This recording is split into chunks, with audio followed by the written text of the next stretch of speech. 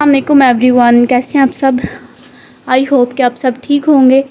اور آج کافی دنوں کے بعد میں ولاگ اپلوڈ کرنے لگی ہوں۔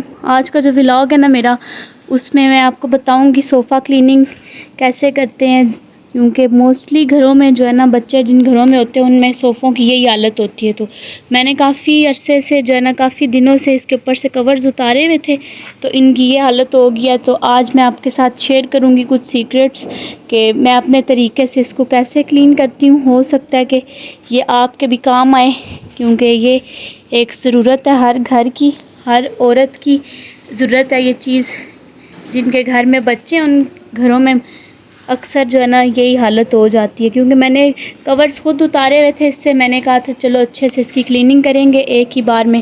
تو چلیں آج اس کی کلیننگ کرتی ہوں میں، اور آپ کے ساتھ بھی شیئر کرتی ہوں کہ اس کو کیسے صاف کرتی ہوں میں اپنے طریقے سے۔ یہاں پہ جو ہے نا کوئی بھی یوز لیس آپ نے برتن لے لینا، اس کے اندر آپ نے پانی ایڈ کر دینا سب سے پہلے،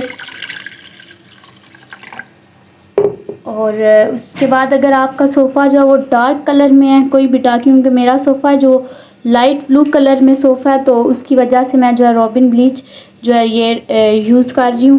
یہ پتہ نہیں کس کمپنی کے، روبوٹ بلیچ، کوئی بھی اچھی سی کمپنی کی آپ نے بلیچ لے لینی ہے۔ اور اگر ڈارک کلر کا صوفہ ہے تو آپ بے شک اس کو اسکپ کر دیے گا۔ اور یہاں پہ کوئی بھی اچھا سا ہم نے سرف لے لینا ہے، اور اس کو اچھی طرح مکس کریں گے۔ یہاں پہ جو ہے نا تھوڑا سا چٹکی کے برابر جو ہے وہ میں یہ وائٹ سوڈا ایڈ کر رہی ہوں۔ یہ بھی بہت ہیلپ فل ہوتا ہے داغوں کو نکالنے کے لیے، کسی بھی چیز کی گندگی جو ہے وہ اچھی طرح سے صاف ہو جاتی ہے۔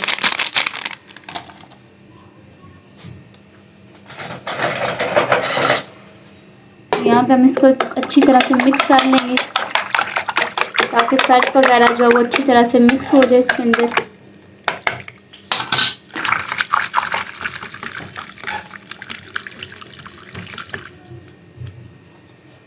تو اس کو اچھی طرح سے میں نے مکس کر لیا۔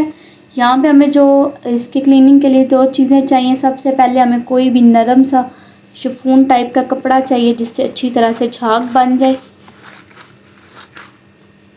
اس کے لیے ہمیں ایک جو ہے وہ اس طرح کا کپڑا چاہیے ہوگا اور ایک کھردرا کپڑا چاہیے ہوگا۔ سب سے پہلے میں یہ بتاؤں گی کہ اس کا یوز میں کیسے کرنے لگی ہوں۔ تو اس کو جو ہے اچھی طرح سے اس کے اندر ڈپ کر لوں گی اور اچھی طرح سے اس کی جھاگ سی بن جائے گی۔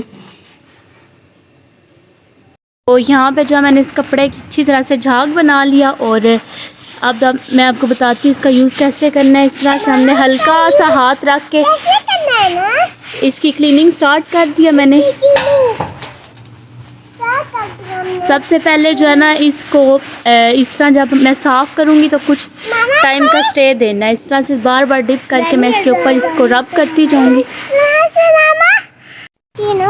یہاں پہ جو ہے نا 3 سے 4 بار میں نے اس کو رب کیا ہے، اور آپ دیکھ سکتے ہیں میں آپ کو اس کا ڈفرینس چیک کرواتی ہوں، کیونکہ ابھی یہ اس کا کام مکمل نہیں ہوا، ابھی صرف اس کپڑے سے کلیننگ ہو رہی ہے۔ اس کے بعد میں کیا کروں گی وہ بھی میں آپ کو بتاؤں گی۔ یہ آپ دونوں میں ڈفرینس چیک کر سکتے ہیں۔ پہلے یہ اس کی حالت تھی، اور اب اس کپڑے سے جب میں نے صاف کیا 3 سے 4 بار میں نے اس کو رب کیا تو یہ اس طرح سے ہو گیا۔ ابھی میں اس کو اسٹے دوں گی، جب ہم اس سے رب کریں گے اس کو تو 5 سے 6 منٹ ہم اس کو اسٹے دیں گے۔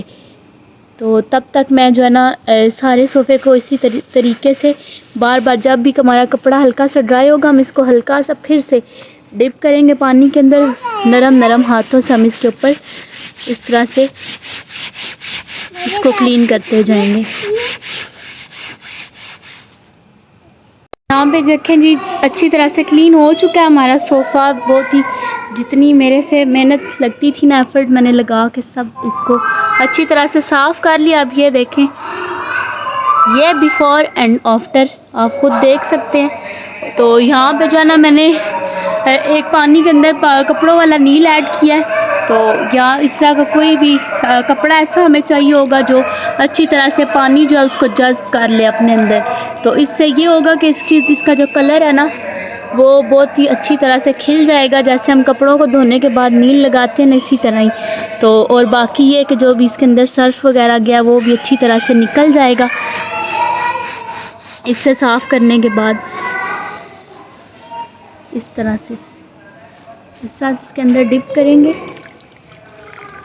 اور ہلکا ہلکا سا ویٹ رہنے دیں گے اس کو.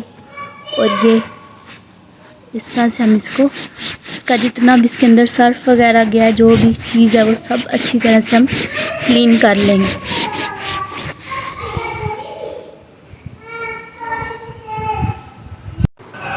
تو یہاں پہ جو ہے اسی طرح سے میں سارے صوفے جتنے ہمارے ہیں ان کو اسی طرح سے کلین کر کے، پہلے ہم سرف والے کپڑے سے کلین کریں گے اس کو. اس کے بعد جو بھی ہمارے پاس نرم سا کپڑا ہے جس کے اندر ہم نے نیل والا پانی ایڈ کیا تھا، اسی کے ساتھ ہم اس کو اچھی طرح صاف کرتے جائیں گے، تھوڑا سا ہلکا ہلکا دبا کے، تاکہ جو پانی اندر تک گیا وہ بھی سرف کا پانی جو وہ اچھی طرح صحیح سے نکل جائے. تو یہاں پہ یہ والا صوفہ ماشاءاللہ صاف ہو گیا تھا، دیکھ سکتے ہیں آپ پہلے سے کافی زیادہ نیٹ اور کلین نظر آ رہا ہے. اسی طرح میں نے سارے صوفے کلین کر لیے تھے.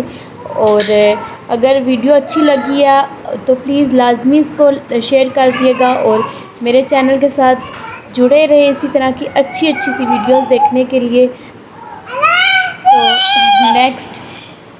نیکسٹ ولاگ تک کے لیے مجھے دیجیے اجازت. ملیں گے نیکسٹ اچھی سی ویڈیو کے ساتھ، تب تک کے لیے اللہ حافظ.